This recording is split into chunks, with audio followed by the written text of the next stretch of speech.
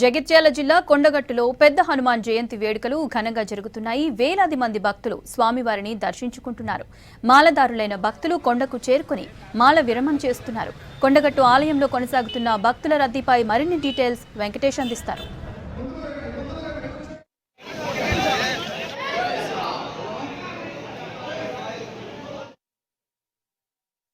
మహిమాన్విత క్షేత్రం కొండగట్టు భక్తుల పాలిట ఇలవేల్పు తర్వాత కొంగు బంగారంగా వెలుస్తున్న కొండగట్టు ఆంజనేయ స్వామి పెద్ద జయంతి వేడుకలు అంగరంగ వైభవంగా జరుగుతున్నాయి. మనం ప్రజెంట్ కొండగట్టు ఆలయ ప్రాంగణంలో ఉన్నాం. ఆలయ ప్రాంగణంలో భక్తుల రద్దీ చూడవచ్చు. ఉదయం నుంచే కూడా మాలదారులైన భక్తులు లక్షలాదిగా వివిధ ప్రాంతాల నుంచి తరలి వచ్చి ఇష్టదైవాన్ని దర్శించుకొని బయటకు వెళ్తా ఉన్నారు. ఈ మాలలు ధరించిన వాళ్ళంతా కూడా ఇరుముళ్లతో సహా వచ్చి స్వామివారిని దర్శించుకొని బయటికి వెళ్తా ఉన్నారు. బయటికి వెళ్ళిన తర్వాత ఇక్కడ ఇరుముడిని తీసేసి తర్వాత మాల విరమణ చేసి బయటికి వెళ్తూ ఉంటారు. ఇక్కడ స్వామివారిని ఇక్కడ చాలా మహిమలు ఉంటాయి. ఎందుకంటే మనకు లాస్ట్ మంత్ ఏప్రిల్ మాసంలో వచ్చే మొదటి చిన్న జయంతి తర్వాత మళ్ళీ నెల రోజుల వ్యవధిలోనే రెండవ జయంతి కూడా వస్తుంది.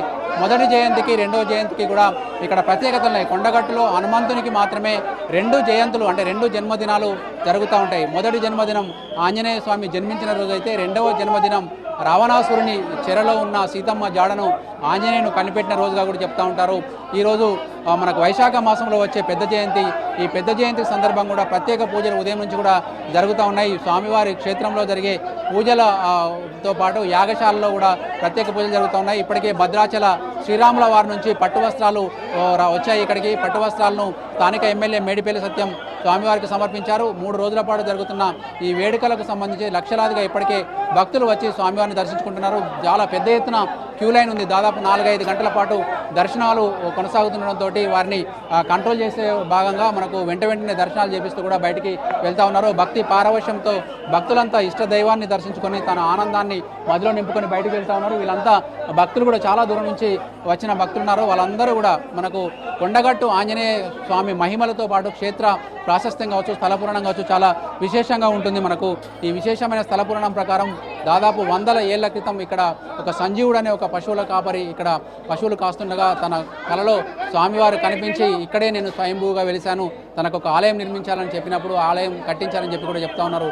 మొత్తం తెలంగాణ ప్రాంతంలోనే కాదు దేశంలోనే ఆంజనేయ స్వామి విశిష్ట ఆలయాల్లో కొండగట్టు ఒకటి. తెలంగాణ మొత్తంలో గల కొండగట్టు మాత్రమే అతిపెద్ద ఆంజనేయ స్వామి క్షేత్రంగా వెలుగొందుతుంది. మా ఏ కోరిన కోరికలు నెరవేరాలన్నా తర్వాత మానసిక సమస్యలున్నా తర్వాత సంతాన ప్రాప్తి కావాలన్నా పెళ్లి కావాలన్నా తర్వాత ఉద్యోగం రావాలన్నా రాజకీయ పదవులు రావాలన్నా కూడా స్వామివారిని దర్శించుకుంటే వెంటనే నెరవేరుతాయని ఇక్కడ భక్తులు చాలా విశ్వాసంగా నమ్ముతూ ఉంటారు.